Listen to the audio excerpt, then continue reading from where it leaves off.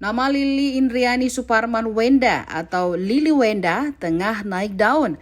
Paskibra Nasional 2023 itu menjadi sorotan karena didaulat menjadi pembawa baki pada pengibaran merah putih di detik-detik peringatan proklamasi kemerdekaan Republik Indonesia yang ke-78 di Istana Negara pada 17 Agustus 2023. Tidak sampai di situ, penampilannya juga memukau karena ada insiden sepatu lepas.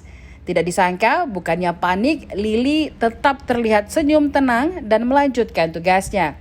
Lili juga tidak terlihat gugup di depan Presiden Jokowi. Saking leganya, tugas yang dilaksanakan dengan baik, Lili dan rekannya menangis di belakang panggung. Detik-detik tangisan pecah terpantau di rekaman video YouTube Sekretariat Presiden. Terlihat seluruh paskibra didatangi dan dipeluk orang tuanya masing-masing. Mereka juga terlihat berfoto bersama mengabadikan momen yang dikenang seumur hidup itu.